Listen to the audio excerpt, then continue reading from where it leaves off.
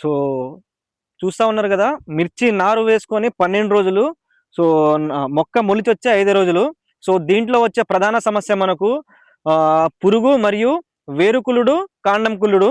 So వీటి కోసం అయితే సమర్థవంతంగా పనిచేసే 2 మందులను అయితే తీసుకొచ్చాను.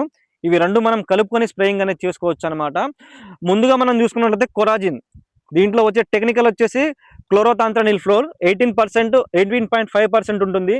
దీని నివారణ వచ్చేసి మనకు ఏ విధంగా పనిచేస్తుందంటే, ఏదైతే మనకు మిర్చి నారులో పచ్చ పురుగు మరియు లద్దె పురుగు ఉంటుందో దీనికి ఇదైతే సమర్థవంతంగా పనిచేస్తుంది. అదేవిధంగా సెకండ్ వచ్చేసి మనకు నాటివో. సో బెయ్యర్ వాళ్ళ నాటివో ఇది ఒక ఫంగిసైడ్ అండి.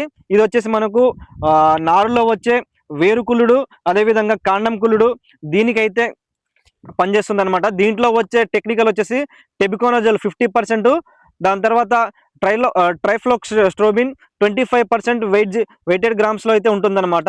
సో ఇవి 2 మనం కలిపి స్ప్రేయింగ్ అనేది చేసుకోవచ్చు అనమాట. సమర్థవంతంగా పనిచేస్తుంది ఈ మిర్చి నారుకి అయితే. సో ఇది ఏ విధంగా వాడుకోవాలంటే, మనకు కొరాజిన్ వచ్చేసి 10 ml వచ్చేసి 10 లీటర్ వాటర్లో కలుపుకొని స్ప్రేయింగ్ అనేది చేసుకోవాలి. అదేవిధంగా ఈ నాటివో వచ్చేసి మనకు 10 గ్రామ్స్ ప్యాకెట్ 10 లీటర్ వాటర్లో కలుపుకొని స్ప్రేయింగ్ అనేది చేసుకోవాలన్నమాట.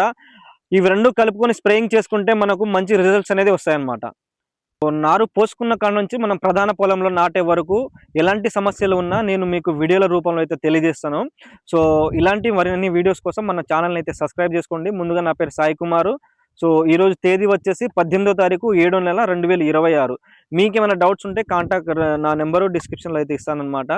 ఈ వీడియోని మరింత మంది రైతులకు షేర్ చేయండి, మిత్రులకు కూడా షేర్ చేయండి. అలాగే మన ఛానల్ని సబ్స్క్రైబ్ చేసుకోండి. మీకు ఏమైనా డౌట్స్ ఉంటే కామెంట్ చేయండి.